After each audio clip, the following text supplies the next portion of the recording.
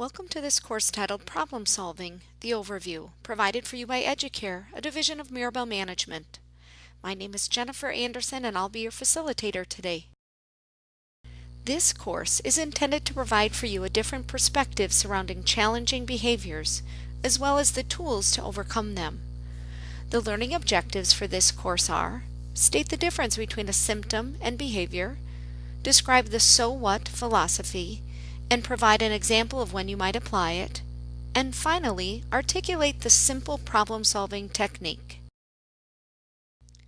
If you recall, there are more than 500 symptoms associated with dementia, including memory loss, confusion, trouble finding words, poor judgment, poor thinking skills, mood swings, changes in personality, poor hygiene, wandering and elopement, disorientation to time, place, and person, rummaging, hoarding, repetition, agitation, anxiety, frustration, sexual promiscuity, poor nutrition and hydration, night wakefulness, and sleep disturbances. Hello, this is Edna. We all have good days and bad days. The difference between those with dementia is that they cannot control their bad days because the brain doesn't allow it. Remember that when a symptom is present, it is not by choice. It is because of the disease or something that influenced it.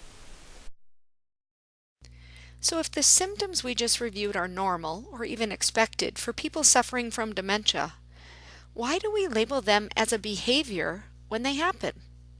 One definition of the word behavior is the way in which one acts or conducts oneself, usually towards others. So by the definition, labeling the symptoms we described as behaviors would be technically accurate. However, so often the term behavior has a negative connotation in our business. I think the negative connotation with the term behavior is generally because it is commonly associated with trying to fix something or a behavior modification plan. A plan to modify behavior is generally in place because there is an issue or a problem that the plan is trying to address or overcome, right? If a teacher creates a behavior modification plan for a student, it is because the teacher is trying to improve or fix a negative behavior, such as aggression towards other students or attention deficit in the classroom. The same is true with a behavior and related plan for an alcoholic or a drug addict. We are trying to fix a problem and associated behavior that stems from it. The reason I frame this training in this way is because people with dementia cannot fix their behavior, and we certainly cannot modify it. The only thing that we can fix or modify is our behavior or our approach. The symptom of wandering is just that, a symptom and not a behavior. When the client does it, we get anxious and want to try to fix it. But can we? No. We can try to minimize the frequency of it, but it will never be fixed. Even our own industry mandates training on topics such as managing challenging behaviors or problem-solving techniques to overcome negative behaviors. We need to change our thinking and language on this. How about saying it this way? Creative solutions for symptom management, or problem-solving techniques to minimize symptoms. We all know and understand that we cannot change any symptoms of dementia. What we need to do is to look for creative solutions to minimize them and make the experience more comfortable for the client. We will review how to minimize dementia symptoms a bit later, but first I want to explore with you when we might view a symptom as a problem.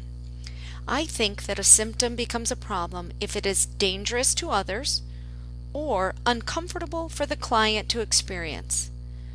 Many symptoms may be odd or even unsettling to others, but it is not unexpected or considered a problem. For example, a person with dementia has disorientation to person and thinks that a caregiver is their son. That's to be expected. It's a symptom of the illness. Is it a problem? No. It might be unsettling to the caregiver to be called by the wrong name, or even odd to others around, but it isn't dangerous to the client or others, so what? When you're working through whether something is a problem or not, apply this so what philosophy. Remember, if it isn't dangerous to others and isn't uncomfortable for the client, then so what? This will be hard from time to time, but you'll need to remind each other of this important philosophy.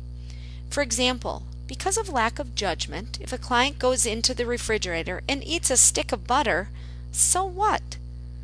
Okay, so you could argue that it's not the healthiest choice for the client, but really at the end of the day, it doesn't matter. The same is true for a client with hoarding symptoms. If they take all of the forks from the kitchen drawer and stuff them in their dresser drawers, so what? Be creative and use spoons or plastic forks until you can safely rescue the forks again.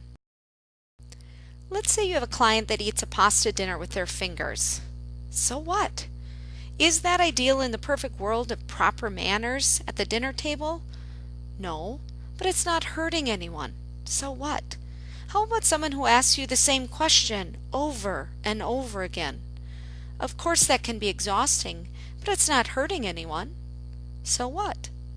The important part to remember is that we cannot change the symptom, and so therefore we have to change our thinking and adopt the so what philosophy. Trying to change the client will lead to frustration, agitation, and potentially aggression. It just isn't possible, and it just isn't worth it. You have to discern when the symptom crosses the line from just a symptom to a problem. Remember, it crosses the line and falls outside the so what philosophy when it is dangerous to others or uncomfortable for the client. A simple problem-solving tool that I like to teach is this. First, figure out what is causing the uncomfortable symptom, and then second, how can I make changes? First, you have to figure out what is causing the symptom to present itself in the way that is uncomfortable for the client or perhaps dangerous to others. Remember, you're not going to change the client or the symptom. This is your opportunity to be a detective. You need to determine the cause of the symptom, as they are generally a form of communication. For example, frustration, agitation, and crying are reactions to something or to emotions. They don't appear out of thin air without a cause. If you think of your own reactions, you don't cry unless you have a reason. There was something that you read, saw, heard, or even just thought about that led you to that emotion or form of communication. You know what causes crying. When you're working with someone with dementia, you'll need to figure out what caused them to cry. What's causing the symptom? Let's say the symptom is anxiety. Stop for a moment and take a snapshot. Was it something in the environment? Was it something upsetting on the television or radio?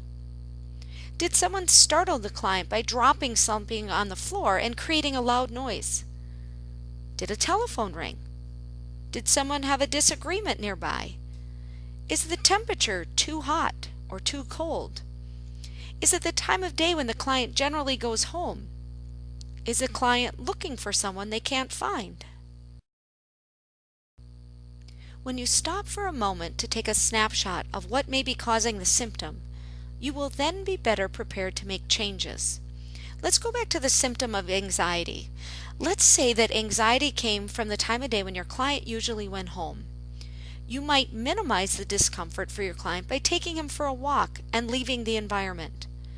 You might try going for a car ride. You might even just change the environment by changing rooms. If the client is looking for someone, ask the client, "Donald, I sense that you're looking for someone. Who?" If Donald responds and says, "I'm looking for my wife Liz," you'll have the information and can help validate and redirect. You first need to understand what is causing the emotion or a symptom before you can look for a way to change it. Redirection, or creating a distraction, is considered one of the most helpful tools to support a person with dementia. In essence, you're diverting a person's focus onto something else, and preferably something more pleasant. In order for redirection to be most effective, you need to know something about the client that will help create the distraction. When I say that you need to know something about the client to assist with redirection, that includes knowing what they like and dislike, as well as things from their past like family, occupation, where they lived, and hobbies. You will also need to add a bit of creativity and be able to think on your feet. If Frank is heading for the exit door and you want him to stay inside, you need to be quick with a distraction. If you know nothing about Frank, he will end up outside. If you know that Frank likes chocolate milk, enjoys helping in the kitchen by taking out the trash, and loves to be complimented about his looks, you will be able to create a distraction. You could say, "Frank, before you go out, I need your help in the kitchen with the trash." He arrives in the kitchen, buttons up the trash, and you take it out together. You could also try distracting him by offering a glass of chocolate milk, or even swooning over his good looks and handsome outfit that day. Please watch the video clips demonstrating redirection. I would like you to observe whether or not the caregiver was successful in her attempt to redirect or distract the client. Good morning, Catherine. No. Catherine, No. What's good about it? what's wrong? I want to go home. Oh, Catherine. I want to leave this place. What is This it? is not my home. I want to leave here. What are you thinking about this morning? I need my home. I need my things. Are you I'm scared. What are you scared of, Catherine? Everything. And I'm angry. Tell I'm me. angry. Well, tell me what you've got in your mind.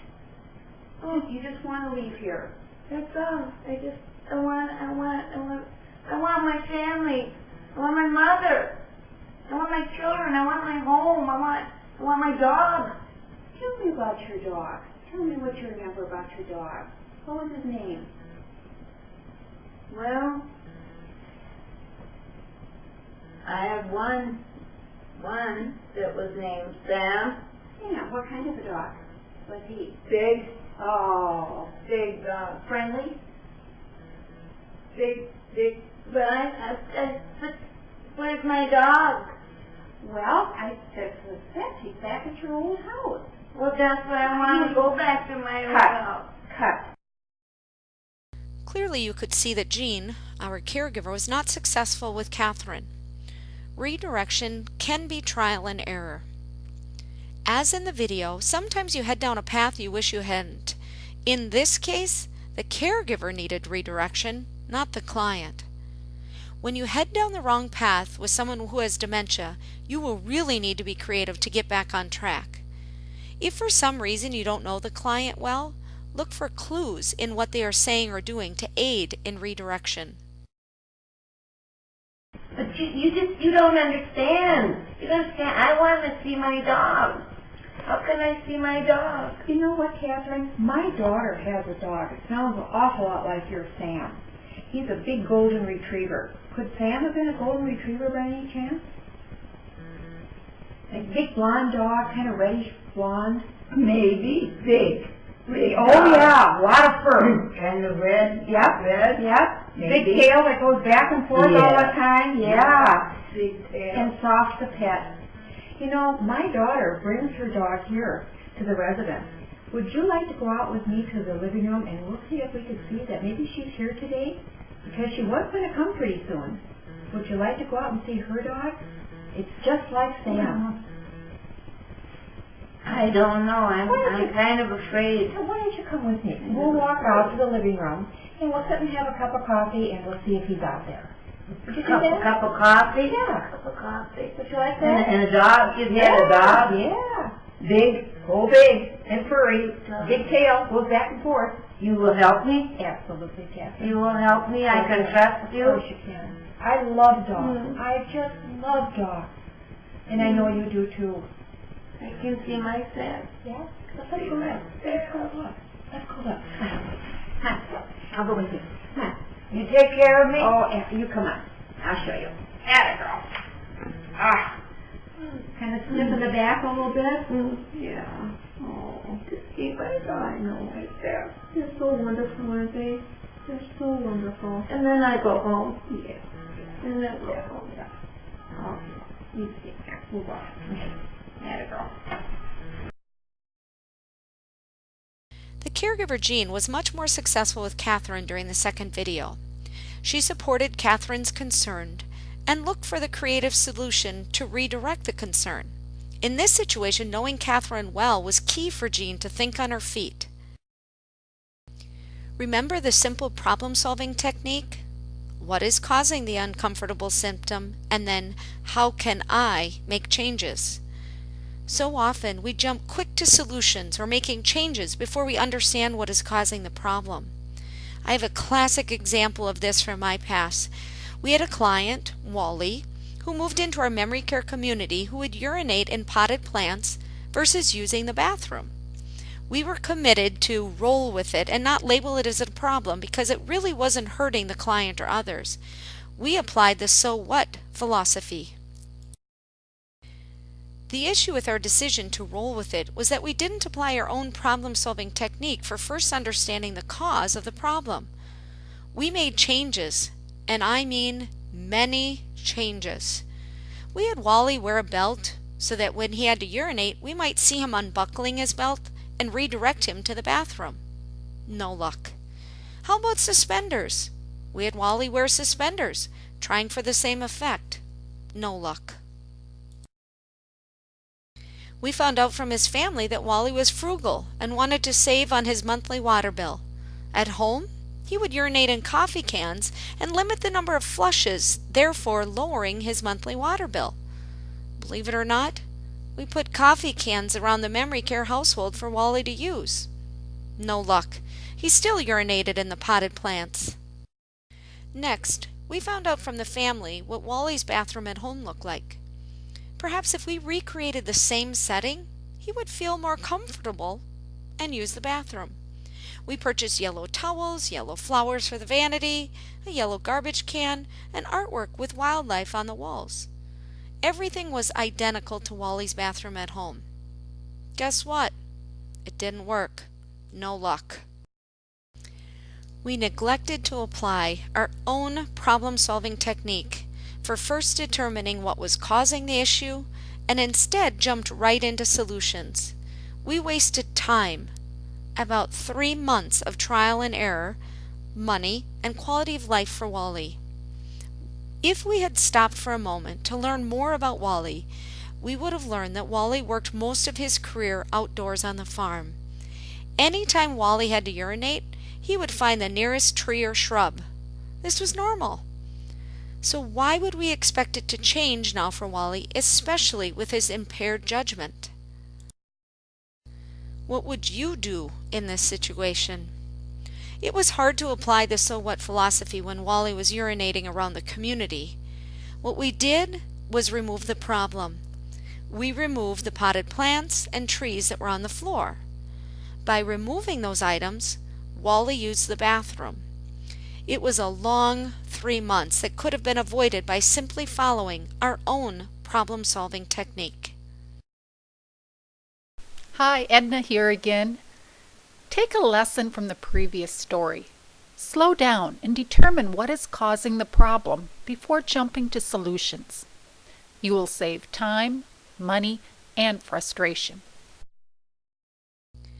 There may be times that redirection or creating a distraction during an undesired symptom is not possible. Take the example of Wally urinating in the potted plants. Redirecting him during the act would have been a disaster. Another example, like trying to take the stick of butter away from the client while they're eating it, that would likely result in a caregiver being bitten or perhaps making the client angry or combative. Pick and choose when you're going to redirect. Know that sometimes you will have to apply the so what philosophy and then look for ways to avoid the symptom in the future.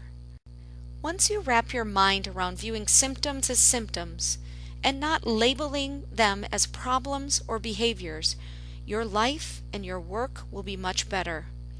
You're not going to change the client who suffers from dementia. The only person that you can change is yourself and your approach. It won't always be easy, but adopt the so what philosophy and embrace the opportunity to redirect an uncomfortable symptom. Look for opportunities to be creative to minimize your client's discomfort. Thank you for your time and attention. Please take the knowledge assessment that follows this course. For questions, please ask your supervisor.